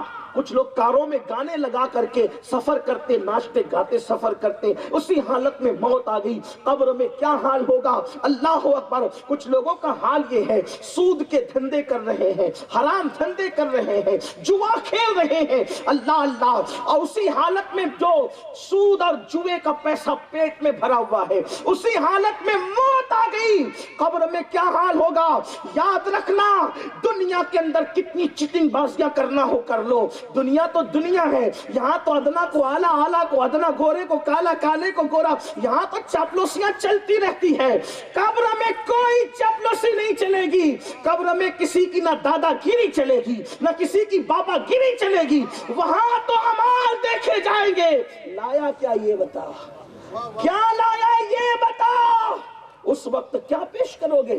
किस हिम्मत से करते हो दाढ़ी, किस हिम्मत से मुड़ाते हो, किस हिम्मत से एयरफोन लगाकर गाने सुनते हो, किस हिम्मत से अल्लाह अकबर पाप और जराइम करते हो? अल्लाह के बंदो वो कब्र है, कब्र। अल्लाह के बंदो वो कब्र है, कब्र। छोटी छोटी चीजों पर भी अजाब हुआ है, अजाब कब्र। आप जानते हजरत अब्दुल्ला इब्न अब्बास ने फरमाया, क्या फरमाया? पूरी रुए जमीन खोद दो तब भी यज़्दे तुम उसी करतूत ऐसे, तो दफन तो कर दिया, फिर मजबूर थे, क्या करते? मैं आपको कहता हूं, आपसे कहता, हमारी कब्र कहां होगी इसकी फिक्र छोड़ दो। तवज्जो है आपकी? हमारी कब्र कहां होगी इसकी फिक्र छोड़ दो। अल्लाह राजी है या नहीं इसकी फिक्र करो, क्योंकि अगर अल्लाह राजी, तवज्जो करना, अल्लाह राजी है और कचरे की कुंडी के पास भी कब्र बन गई, तब भी वो कब्र जन्नत के बागों में से बाग बना दी जाए। सुभान अल्लाह। और अल्लाह नाराज है, महल में कब्र बनेगी फिर भी गुमनाम हो जाएगी। सुन ले आप, इमाम हुसैन की जब कब्र बनी थी, दफन करने वाले भी लोग नहीं थे। उठा के पढ़ लो तारीख, अरे वहां तो कोई जनाजा पढ़ने वाला, पूछो मुहक्किकीन उलमा सादात बैठे, पूछो। इतना मजबूर किया गया कि खानदान के लोगों को जनाजा तक पढ़ने नहीं दिया गया। लाशें इतनी कट पिट करके एक दूसरे में जुड़ गई थी कि 3-4 लाशों के अलावा लाशें पहचानी भी नहीं गई।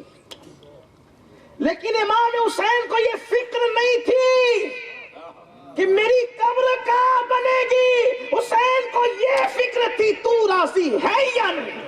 सुभान अल्लाह, सुभान अल्लाह। देख लो, इसलिए मेरी गुजारिश है, कब्रों की जगह संभाल करके रखने वालों, यहां बनाएंगे वहां बनाए। कब्रिस्तान में भी अब सेठियागिरी चल रही है, हंसने की बात नहीं। कब्रिस्तान में भी दादागिरी चल रही है। 4 कब्रों की जगह मेरी, 6 कब्रों की जगह मेरी। अरे नादानो, क्या कोविड में नहीं देखा? थे कहां, दफन कहां हुए? घर से निकले फिर घर का मुंह देखना नसीब ना हुआ। इसलिए कब्रों के लिए मरने वाले, बल्कि कब्रों के लिए भी झगड़ा हो रहा है। इतनी जगह हमारी होगी उतनी हमारी, पुरुष गांव वाले लड़ रहे, झगड़ा कर रहे। अरे मैं कहता हूं, तमन्ना ये कर मेरे अजीज कि महबूब के कदमों में जगह में छोड़ फिक्र दुनिया की,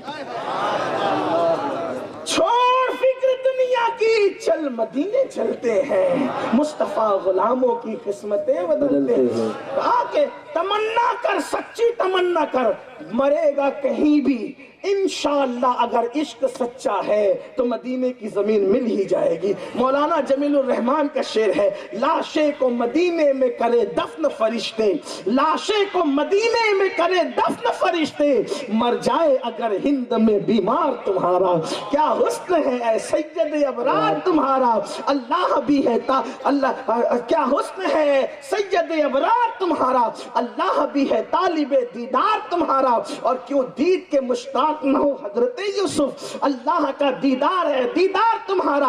और लाशे को मदीने में करे दफन फरिश्ते, मर जाए अगर हिंद में बीमार तुम्हारा। मेरे अजीजों, अल्लाह को राजी करो, उसके महबूब को राजी करो। तो अर्ज ये कर रहा था, सफर हज में मर रहा है, मरने के बाद उसकी कब्र खोदी गई तो जगह जगह अजदहे देखे गए। लोग इसको कहानी किस्सा समझते हैं, हकायक है, बड़े बड़े मुस्तनद उलमा ने लिखा है। लेकिन जब तदफीन के बाद उसकी बीवी से किसी ने पूछा, सच बताना तुम्हारे शौहर को हमने इस हालत में देखा, तो कहा हाँ, वो असल में गेहूं का धंधा करता था, गेहूं का धंधा, बिजनेस करता था गेहूं का, और उसमें से अपनी जरूरत के मुताबिक गेहूं निकालता और उसमें भूसा मिलाकर मिलावट करके बेचता था। शायद उसी की नौसत है कि कब्र में अजदहा देखा गया।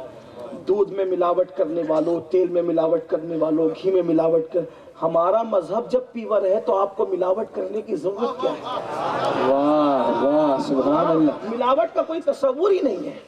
हमारे फारूक आजम ने ऐलान किया था मदीना मुनव्वरा में कि दूध में पानी मिलाकर नहीं बेचा जाए।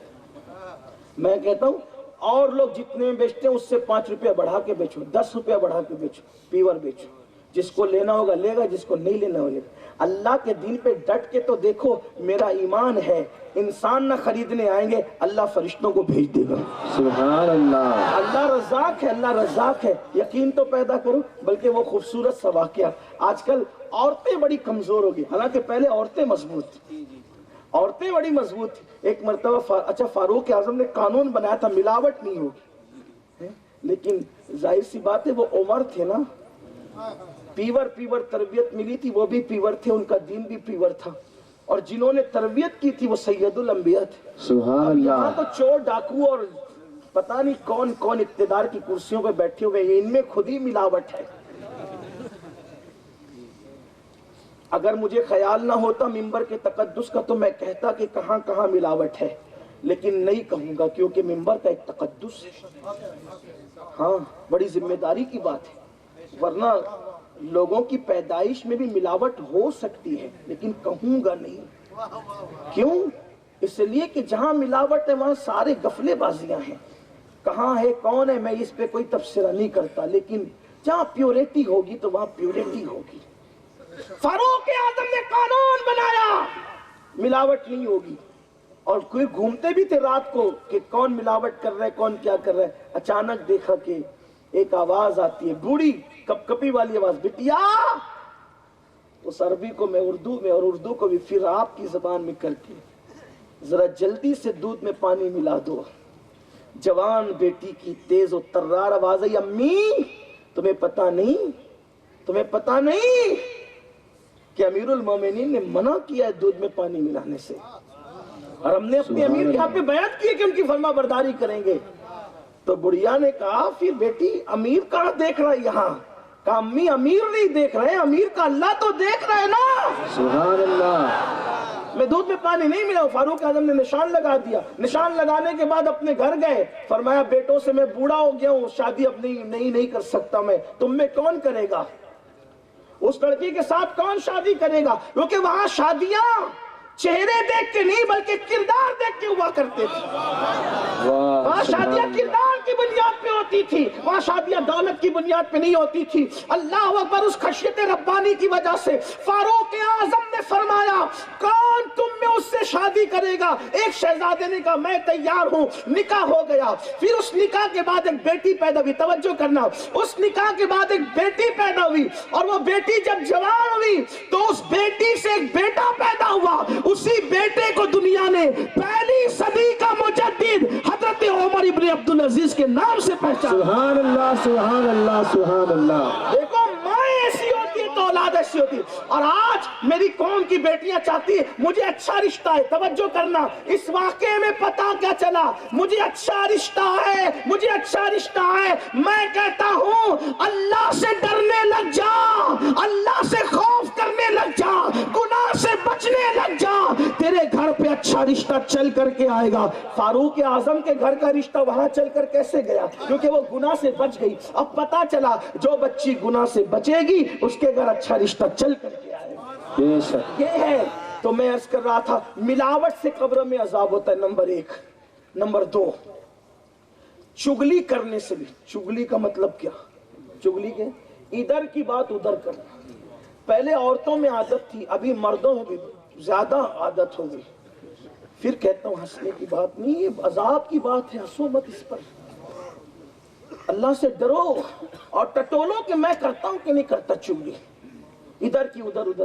بلکہ اگر علماء میری تائید کریں تو میں سوچتا ہوں کہ کسی کی اجازت کے بغیر فون ریکارڈ کر لینا اور اس کو لوگوں کو سنانا, یہ بھی چگلی میں آ سکتا ہے.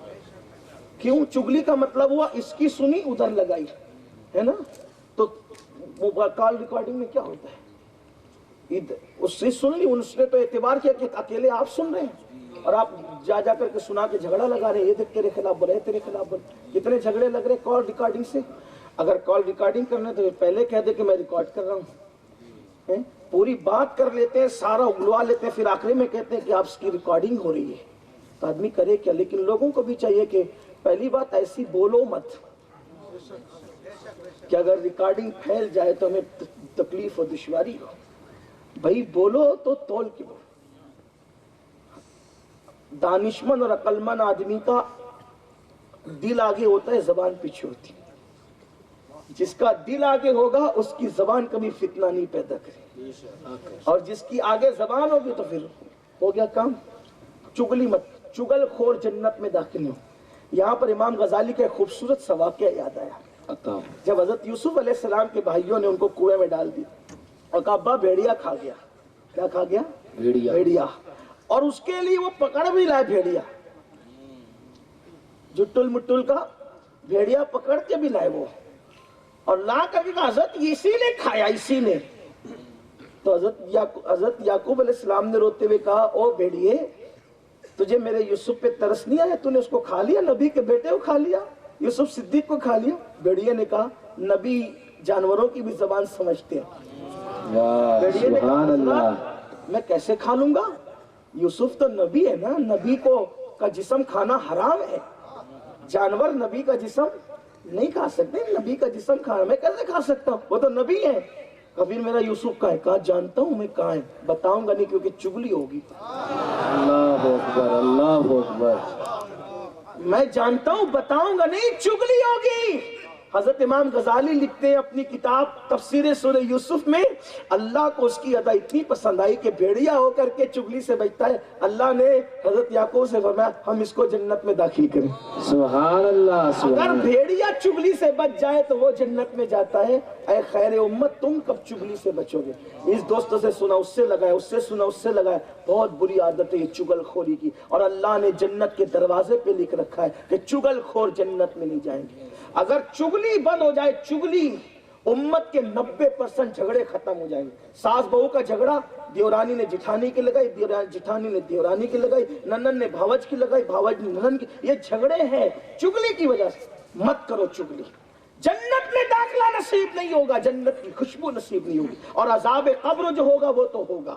اس کی تفصیل نہیں عرض کر سکتا کیونکہ ٹائم اب ختم ہوا میرے پاس. اب آگے سن لیں.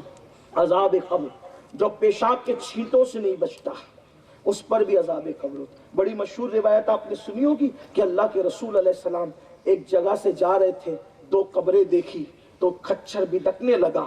مفہوم پیش کر رہا ہوں. تو حضور علیہ السلام نے ایک ٹہنی توڑی درخت سے, 2 ٹکڑے کر کے رکھ دیے, اور فرمایا کہ جب تک یہ تر رہیں گے عذاب میں کمی ہوتی رہے گی. اور ان دونوں قبروں پر جو عذاب ہو رہا تھا کسی بڑی وجہ سے نہیں ہو رہا تھا. دونوں قبروں پر, ایک پر اس لیے عذاب ہو رہا تھا کہ وہ چگل خور تھا, اور دوسرے پہ اس لیے عذاب ہو رہا تھا کہ وہ پیشاب کے چھینٹے سے نہیں بچتا تھا. اس لیے پیشاب کے چھینٹے سے بہت بچو, احتیاط. کھڑے ہو کے پیشاب نہ کیا کرو, پیشاب کے بعد استنجا کرو, پانی لو, ڈھیلا لو, بیٹھ کے کرو استنجا. پیشاب کے چھینٹے سے قبر میں عذاب ہوگا. آخری بات کر دوں, ہے تو داستان بڑی طویل. جس نے دنیا میں ماں باپ کا دل دکھایا اس پر بھی عذاب قبر ہوگا. ماں باپ کو جیسے جملے کہے ویسے اس پر عذاب اس اعتبار سے. ایک مرتبہ کچھ بزرگوں نے اپنی کتاب, امام سیوطی نے لکھا, حضرت فقیہ ابو اللیث نے لکھا کہ چند لوگوں کا قافلہ جا رہا تھا, کیا دیکھا کہ ایک جھوپڑا ہے, وہاں پر قبر ہے. تو ایک شخص نکلتا ہے, اور نکلنے کے بعد اس کا سر گدھے کی طرح ہے, اور وہ چکر لگا کر کے گدھے کی آواز ڈھیچو ڈھیچو کرتا ہے, پھر وہ قبر میں چلا جاتا ہے. یہ منظر دیکھا گیا, بڑی کثرت کے ساتھ کتابیں موجود ہیں. تو معلومات لی گئی تو پتہ چلا کہ وہ شراب پیتا تھا, اور ماں جب اس کو نصیحت کرتی تھی تو ماں سے کہتا تھا کہ کیا گدھے کی طرح تو چلاتی رہتی ہے. ماں کو کہتا تھا کیا گدھے کی طرح چلا. تو اس کی ماں نے بتایا میرا بیٹا ہے, جب سے مرا اس کا یہ حال ہے. ماں باپ کا دل دکھاؤ گے تو عذاب ہے, بلکہ عذاب قبر تو اپنی جگہ. ماں باپ کا دل دکھانے والوں کا خاتمہ ایمان پر ہونا مشکل ہو جاتا ہے. مرتے وقت ان کی زبانوں پہ کلمہ جاری نہیں ہوتا. بے شمار واقعات ہیں. ماں باپ کا دل نہ دکھاؤ, تکلیف نہ پہنچاؤ. آج کل تو ماں باپ کو گھر کا کچرا سمجھا, اور اس میں بڑی معافی کے ساتھ گھر کی عورتوں کا بڑا دخل ہے. کیونکہ عورتیں سوچتی ہے کہ مجھے ساس سسر نہیں چاہیے. اس میں وہ شوہر کا ذہن سیٹ کرتی ہے کہ آپ کسی بھی طرح سے ان کو گھر سے باہر نکالو, دوسرا گھر دلاؤ, مکان دلاؤ. میں بہنوں سے کہتا ہوں, میں آپ کو برا نہیں کہتا, نہیں کہتا برا، برا کہنے بھی نہیں. آپ میری بہن ہے، اسلامی رشتے سے میری بہن بڑا مقدس رشتہ ہمارا آپ کا ہے. لیکن آپ سے بات کہتا ہوں، اگر تمہارا شوہر ہے تو شوہر تمہاری جنت ہے، تو تم اپنی جنت کے قریب رہنا چاہتی ہو اور پھر اپنے شوہر کو اس کی جنت سے دور کرنا چاہتی ہو. ایک بات سوچو، اگر تم اپنے شوہر کو، بہت خیال سے سننا بہنیں اور آپ بھی، اگر کوئی بہن کہتی ہے کہ آپ اپنے ماں باپ کے ساتھ رہیں گے تو میں نہیں رہوں گی، چلے ٹھیک ہے آپ نے کہہ دیا، نکال دیا، آپ کا نقصان کیا ہوا اس میں؟ جو عورت اپنے ماں باپ، اس کے شوہر کو اس کے ماں باپ سے جدا کر دے، اس عورت کا نقصان کیا ہے؟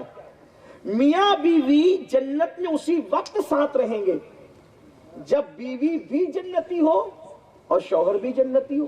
سبحان اللہ. جنت میں میاں بیوی نے ملنا کب ہے؟ جب دونوں جنتی ہوں گے. اگر کوئی ایک جنتی ہے تو پھر اس کو تو کوئی دوسرا ملے گا. جیسے معاذ اللہ اگر کسی عورت نے جو ہے وہ جہنم پالی، استغفر اللہ، اللہ کی پناہ، اللہ کسی کی بیوی پہ وہ دن نہ دکھائے، وہ جہنم میں چلی گئی تو اس کے شوہر کو تو دوسری بیوی، کوئی اور بیوی مل جائے گی. اور اسی طریقے سے کسی کا شوہر جہنم میں چلا گیا تو اس کو کوئی اور دوسرا شوہر ملے گا. اگر بالفرض آپ بہت نیک ہو جائیں، حالانکہ ماں بیٹے میں جدائی پیدا کرنے والی عورت نے کب جنت میں جانا ہے، لیکن بفرض محال اگر تم جنت میں چلی بھی گئی، شوہر کو یہ پٹی پڑھا کر کے کہ میں تمہارے ماں باپ کے ساتھ نہیں رہوں گی، ان کو نکالو الگ، ان کی حق تلفی کرو، تو وہ تو جائے گا جہنم میں، تو تم اکیلی جنت میں رہو گی، شوہر تو نہیں ملا. تو تم نے ماں باپ کو گھر سے نکلوا کر اور چند لمحے شوہر کی قربت کے لیے اور اپنے درمیان رکاوٹ سمجھ کر کے ان کو گھر سے الگ کیا، تو تم تو اتنی بڑی نعمت سے محروم رہ گئی کہ جنت میں تمہیں شوہر کا ساتھ نہ ملا. سوچو تو صحیح. اور پھر ویسے تو یہ بات صرف سمجھنے سمجھانے کو کہی جا رہی ہے، جو ماں باپ اور اولاد کے درمیان جدائی پیدا کرے وہ خود جہنمی ہے، وہ خود جہنم کا ایندھن ہے. اس لیے میں اپنی بہنوں سے کہتا ہوں کہ اگر تم اپنی جنت کے قریب رہنا چاہتی ہو تو تم کو بھی چاہیے، بلکہ شوہر کا ذہن بناؤ کہ آپ کو میرے حق بھی ادا کرنا ہے اور آپ کے ماں باپ کے حق بھی ادا کرنا ہے. کیوں؟ اس لیے کہ جتنا بڑا احسان ایک بہو پر ساس سسر کا ہے، اتنا بڑا احسان اس دور میں کون کس پہ کر سکتا ہے. ارے آپ ہمیں بلاتے ہو، پھول نچھاور کیا، کھانا کھلایا، نظر پیش کی، یہ دیا وہ دیا، یہ سب تو ہے، لیکن آپ حیرت کریں گے کہ آپ سب کچھ دیتے ہیں، اپنا بیٹا تو ہمیں نہیں دیتے نا. لیکن آپ کے ساس سسر نے آپ کو جب لانا چاہا تو اتنا اہتمام سے پیر کو بھی نہیں لاتے جتنا اہتمام سے بہو کو لاتے ہیں. سبحان اللہ. کئی دن پہلے سے انتظام ہو رہے ہیں، منڈپ لگے گا، کھانا ہوگا، یہ ہوگا وہ ہوگا، ہلدی ہوگی، مہندی ہوگی، پتہ نہیں کیا کیا کرتے. جو جائز وہ جائز، جو ناجائز وہ ناجائز. اب اس پہ کوئی تبصرہ نہیں کرتا، لیکن پھر بلایا کتنے اہتمام سے، دلہن جوڑا پہنا کر اتنی عزت سے بلایا، حتیٰ کہ اپنا گھر کا خاص کمرہ تمہیں دیا، جوان بیٹا کر کے تمہارے حوالے کیا، اور تم نے یہ دن دکھایا کہ جس نے اپنا خاص کمرہ دیا اسی کو گھر سے باہر کر دیا.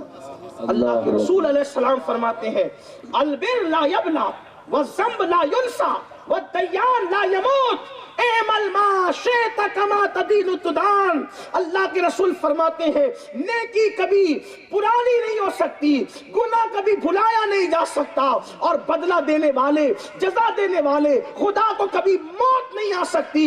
میرے آقا فرماتے ہیں تم جیسا کرو گے ویسا بھرو گے، تو جو چاہو تم کرو، جو کرو گے وہ بھرو گے. یاد رکھنا آج بہو ہو کل ساس بنو گی، اگر آج اپنی ساس کا تم نے بے عزتی کی، ان کی بے حرمتی کی، ان کو گھر سے نکالا، جیسا سلوک ساس بن کر کے، بہو بن کر کے تم نے اپنے ساس سسر کے ساتھ کیا، تمہاری بہویں بھی اس سے بدترین سلوک تمہارے ساتھ کرے گی. اور سن لو بیویوں کے کہنے پہ ماں باپ کو چھوڑنے والے جوان اچھی طرح کان کھول کے سن لے، آج تو اپنے ماں باپ کے ساتھ جیسا سلوک کرے گا تیری آنے والی نسلیں اس سے بدترین سلوک تیرے ساتھ کرے گی. اور اگر تو نے اپنے ماں باپ کی خدمت کی کی انشاءاللہ اس سے بہتر خدمت تیری اولاد کرے گی۔ اگر چاہتا ہے اپنی دنیا میں جنت سنوارنا تو اپنے ماں باپ کی خدمت کر۔ آج دے اس سلسلے میں ایک آخری بات عرض کر کے بات مکمل کر دوں۔ آج ماں باپ کی آنکھوں میں آنسو ہے، آج ماں باپ مسجدوں کے زینے پہ بیٹھ کر بھیک مانگ رہے ہیں، آج ماں باپ اللہ اکبر در در کے بھکاری بنے ہیں۔ جب تک بچے ہوتے ہیں کہتے ہیں میری ماں میرا باپ، میری ماں میرا باپ، میری ماں میرا باپ، اور جب جوان ہو جاتے ہیں اور باری آتی ہے خرچہ کرنے کی تو ایک بھائی دوسرے کہتا ہے تیرا باپ نہیں ہے تو نہیں خرچہ کرتا، تیری ماں نہیں تو نہیں خرچہ کرتا، تیرا باپ نہیں تو نہیں خرچہ کرتا۔ بچپن میں میرا ماں میری باپ میری ماں میرا باپ تھا، اور جوان ہو گئے تو تیری ماں تیرا باپ، باپ بیمار پڑا ماں تو کہتے ہیں یار میں کتنا خرچہ کروں۔ سوچ اگر اس کی جگہ تیرا بچہ بیمار ہو گیا ہوتا تو یہی کرتا تو، تیری بیوی بیمار ہو گئی یہی کرتا تو۔ سن لو، مسجد مدرسے پر بھی خرچ کرنے پہ وہ اجر نہیں ہے جو ماں باپ پہ خرچ کرنے میں۔ ہماری دولت کے سب سے زیادہ حقدار ہمارے ماں باپ ہیں۔ اپنے ماں باپ کی قدر کرو، وہ تمہاری جنت بھی ہے اور وہ تمہاری جہنم بھی ہے۔ اگر ان کو راضی کر لیا جنت ہے تمہاری، ناراض کر لیا جہنم ہے۔ جب تک ماں باپ خوش نہیں اللہ بھی راضی نہیں۔ اللہ کی رضا ماں باپ کی رضا میں، کماؤ ان پہ خرچ کرو، کماؤ ان پہ خرچ کرو، جتنا خرچ کر سکتے ہو کرو، بلکہ ان کی خوشی کے لیے اگر کوئی نقصان اٹھانا پڑے اٹھا لو، نہیں ہوگا کوئی نقصان۔ ان کا دل جیتنے کے لیے کوئی نقصان اٹھانا پڑے اٹھا لو، نہیں ہوگا کوئی نقصان، کوئی نقصان نہیں ہوگا۔ آئیے وہ جو بات کرنے چلا تھا اینڈ پہ یہی، کتنا بھی نقصان اٹھاؤ گی ان کے کہنے پر کوئی نقصان نہیں، اللہ اس کی بھرپائی کر دے گا، اس کا صلہ دے گا۔ ہمارے بہت قریب ایک بزرگ ہیں حضرت سیدی مخدوم ماہمی رحمت اللہ علیہ، قطب کوکن کہتے ہیں ان کو۔ ان کی زندگی میں پڑھ رہا تھا تو میں نے ان کی زندگی میں دیکھا کہ آپ کو پڑھنے کا بڑا شوق تھا۔ حالانکہ اگر آپ جانتے ہیں حضرت مخدوم، ان کے عرس کی تاریخ بھی ابھی ایک ہفتہ پہلے کم و بیش گزری ہے، اس لیے ان کا نام لے رہا ہوں، ورنہ ذہن میں تو بہت سی ہستیاں آ رہی ہیں، لیکن بہرحال ان کے عرس کے ایام چل رہے ہیں۔ چند دنوں پہلے وصال کی شب 8 جمادی الاخر ان کے وصال کی شب ہے۔ اور مخدوم صاحب ایسے عالم ہیں ہندوستان کے کہ ان کی کتاب مصر کے جامع ازہر میں بھی پڑھائی جاتی ہے، لیکن آپ کو حیرت ہوگی کہ وہ پڑھے کسی مدرسے میں نہیں۔ جو کسی مدرسے میں نہیں پڑھا اس کی اتنے بڑے مدرسے میں کتاب پڑھائی جا رہی ہے۔ اب آپ سوچیں، نوجوانوں کے لیے خاص تحفہ، کچھ یاد رہے نہ رہے یہ یاد رکھنا، مخدوم صاحب کو بڑی تمنا تھی میں عالم بنوں۔ کچھ بچوں کو بچپنے سے شوق ہوتا ہے میں یہ بنوں گا، ان کو شوق تھا میں عالم بنوں۔ امی سے امی میں عالم بنوں، امی نے کہا بیٹا میں بیوہ ہوں اور تو اگر گھر چھوڑ کے جائے گا، پہلے مدرسے ایسے نہیں چلتے تھے نا، گلی گلی محلے میں، سمرقند جانا، بخارا جانا، ادھر جانا ادھر جانا، علماء بہت مختصر تھے، اور یہ تقریباً کم و بیش 500 سال سے زائد کی بات ہے جو میں آپ کو بیان، اور بھی زائد ہوگا۔ مخدوم صاحب نے کہا امی مجھے عالم بننا، فرمایا بیٹا تو جائے گا میں تیرے بغیر کیسے رہوں گی، تو نے نہیں جانا۔ خوب لپٹ لپٹ کے روئے، کہا ماں میں ایسے ہی رہ جاؤں گا؟ تو کہا ہاں بیٹا میں دعا کروں گی انشاءاللہ تعالیٰ ایسے نہیں رہے گا تو۔ دوستوں نے کہا چلو مخدوم علی چلتے ہیں، بلکہ مخدوم بھی اس وقت نہیں کہا جاتا، کہا چلو علی چلتے ہیں، علی چلتے ہیں۔ تو آپ نے فرمایا کہ نہیں، میری امی کا کہنا توڑ کے نہیں آؤں گا۔ تو کہا کہ پھر پڑھو گے نہیں؟ کہا ان پڑھ رہ جائیں گے لیکن ماں کا دل توڑ کر نہیں جائیں گے۔ سبحان اللہ سبحان، ان پڑھ رہ جائیں گے، ماں کا دل توڑ کے نہیں جائیں گے۔ اب آپ سے پوچھتا ہوں، یہاں تو اگر کوئی لڑکی پسند آ گئی، آپ کا دل ٹوٹے یا چکنا چور ہو جائے ہم تو کریں گے اسی کے ساتھ۔ میں کہتا ہوں اگر ماں باپ کا حق کوئی جانے حق تو سوچے کہ آپ کے لیے میں جان بھی دے سکتا ہوں۔ چند محلے کی ادھر ادھر کی لڑکیوں کے پسند آنے پر اتنے ماں باپ کے ساتھ بغاوت۔ سنو، اگر ماں باپ خوش نہیں تو شہادت کے بعد بھی جنت نہیں ملنا۔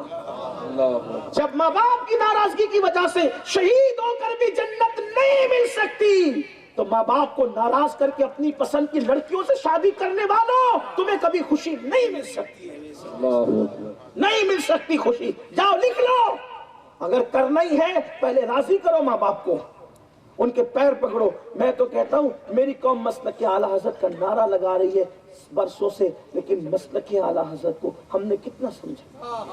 آؤ فکر رضا دیکھو, امام احمد رضا لکھتے ہیں, کیا لکھتے ہیں, فرماتے ہیں کہ ماں باپ سے بات کرنے کے آداب میں سے ایک ادب یہ ہے کہ ایسے ہی بات مت شروع کر دیا کرو جا کر کے, پہلے ان سے اجازت لو. یہ ماں باپ کی آداب ہے اہل سنت میں. ہمارا ہی مسلک تو پورا کے پورا ادب ہے, الدین کلہ ادب. ہمارے یہاں جتنا ادب ہے ان کا اتنا ادب کا ہے. کہا ماں باپ سے پہلے اجازت لو بات کرنے سے پہلے, اور اگر وہ اجازت دے تو ایسی بات کرو جیسے غلام اپنے آقا سے بات کرتا ہے. آج تو ماں باپ سے نوکروں کی طرح بات کرتے ہیں, نوکروں کی طرح انہیں ڈرا کے رکھتے ہیں. مجال ہے باپ بیٹے کے سامنے کوئی مشورہ دے دے, مجال ہے ماں بہو کے سامنے کوئی بات کر دے. یہ حالات ہیں. اور میرے آقا نے فرمایا قیامت کی نشانیوں میں سے ایک نشانی یہ ہے کہ اولاد ماں باپ کو غلام بنا کے رکھیں گے. حدیث پاک کا مفہوم ہے ماں باپ کو اولاد غلام بنا کے رکھیں گے. دوستوں سے تو محبت ہوگی, ماں باپ سے اتنا پیار نہیں ہوگا. کہاں ہے تباہی کے سوا کچھ نہیں, بربادی کے سوا کچھ نہیں. اپنے ماں باپ کی قدر کرو. میرا دل اس پر بڑا جو ہے وہ پھیلتا ہے, اور میرے دل کا درد کہ میں جو آپ کے سامنے رکھنا چاہتا ہوں, بڑی باتیں ذہن میں آتی ہے, لیکن خیال آتا ہے کہ کہیں طبیعت پہ بار نہ ہو, سردی تکلیف نہ پہنچائے, تو جلدی سے بات مخدوم صاحب کی بات پوری کروں. لیکن یہ میں نصیحت کے قابل نہیں, لیکن ایک نصیحت آپ کو کرتا ہوں. اگر دنیا اور آخرت کی کامیابی چاہتے ہو تو اپنے ماں باپ کے ساتھ وفا کرو, ان کو خوش کرو. ہاں اگر ماں باپ خلاف شریعت کوئی کام کہیں اس وہ نہیں ماننا, لیکن اس میں بھی ان کو جھڑکنا نہیں, تڑپنا نہیں, زور سے نہیں چلانا. خیال کرنا کوئی خوشی نہیں ہے, کوئی خوشی ان کے دامن میں کوئی خوشی نہیں جن کے دامن میں ماں باپ کی دعا نہیں. پہلے ماں باپ کی دعا لو, یہ بڑی چیز ہے. مخدوم صاحب کو دوستوں نے کہا کہ نہیں چلو گے علی, کہا کہ ان پڑھ رہیں گے. ماں کا کہنا توڑ کے نہیں آئے. بس صبح ہوئی, دوستوں تو چلے گئے علم حاصل کرنے کی جس کو جہاں جانا تھا. صبح ہوئی, سمندر کے کنارے دیکھا ایک بڑے خوبصورت سے شخص ہے. انہوں نے کہا علی ادھر آؤ. انہوں نے سلام کیا, آپ میرا نام جانتے بزرگ؟ میں نے کبھی آپ کو دیکھا نہیں. تو کہا میں خضر ہوں, میں خضر ہوں, اور تو نے ماں کی فرما برداری کر کے رک گیا. اللہ کو تیری ادا اتنی پسند آئی کہ اب اللہ کا حکم ہے کہ میں تجھے علم پڑھانے کے لیے آیا کروں گا. لیکن مجھ سے وعدہ کرو, توجہ, مجھ سے وعدہ کرو, یہ بات کسی سے کہو گے نہیں. اگر کہہ دیا تو دوسرے دن سے میں نہیں آؤں گا. ٹھیک ہے, روز آتے پڑھتے, کوئی محدث سے پڑھ رہا ہے, کوئی شیخ الحدیث سے پڑھ رہا ہے, کوئی کسی سے, لیکن ماں کا فرما بردار خضر سے پڑھ رہا ہے. یہ ماں باپ کی دعا, ماں باپ کی دعا کی برکت ہے. پھر کیا ہوا, اللہ اکبر. پھر ایک دن ایسا آیا, ماں نے کہا تم علی لیٹ تاخیر سے آتے ہو, فجر میں جاتے ہو, تاخیر سے بہت غلط صحبت میں تو نہیں بیٹھتے ہو, تم غلط لوگوں کے ساتھ تو نہیں بیٹھتے ہو, کیوں دیر کرتے ہو؟ اب بتا دیں تو کل سے خضر نہ آئے, نہ بتائے تو ماں کا دل ٹوٹے. کشمکش ہے. بتاتے ہیں کل سے خضر نے نہیں آنا علیہ السلام, اور اگر نہ بتائے ماں کا دل ٹوٹتا ہے. سوچا خضر نہ آئے نہ صحیح, دل نہیں توڑیں گے امی کا. ماں کو بتا دیا امی غلط صحبت میں نہیں, میں تو حضرت خضر کی صحبت میں بیٹھتا, علم حاصل کرتا ہوں. انہوں نے کہا تھا راز بتاؤ گے, کل سے نہیں آئیں گے. امی اب وہ نہیں آئیں گے, امی اب وہ نہیں آئیں گے. راز افشا ہوا اور اب میرا قصہ تمام ہوا. ماں نے کہا کوئی بات, اللہ کرم فرمائے گا. کل گئے, جب وہاں پہنچے بہت روئے تھے, لپٹ کے, اب وہ نہیں آئے. کل گئے تو موجود تھے, لیکن کہا پڑھانے نہیں آیا, خوشخبری سنانے آیا. سبحان اللہ. اگر ماں سے اپنا راز چھپا لیتا تو میں تجھے پڑھانے آتا جیسے آتا تھا, لیکن اب پڑھانے نہیں آیا ہوں, تجھے بتانے آیا ہوں. ماں کا سے تو نے راز نہیں چھپایا نا, تو اللہ نے پھر میری محتاجی بھی تیری ختم کر دی, اور تیرے سینے کے اندر اللہ نے خود علوم اڈیل دیے ہیں. سبحان اللہ. اللہ نے علم ڈال دیا تیرے سینے میں, اللہ نے علوم ڈال دیے. دیکھو یہ ماں سے وفا کا مطلب. تھوڑی تکلیف آتی ہے بوڑھوں کو, संभालना सबके बस की बात नहीं। यही तो बात है, हमारे बचपन में जब हम बेअकल थे माँ बाप ने संभाला, अब वो जब बूढ़े हो गए उन्हें संभालो, नहीं संभालोगे मरते वक्त कलमा भी नहीं आएगा, अजाब कब्र का शिकार हो जाओगे। अल्लाह ताला मेरी कौम पे रहम फरमाए, गुफ्तगू के दरमियान कोई गलती हो तो अल्लाह माफ़ फरमाए, हम सबको अमल की तौफीक दे। अस्तगफिरुल्लाह रब्बी इन्ना रब्बी लगफूरुर रहीम वमा अलैना इल्लल बलाग।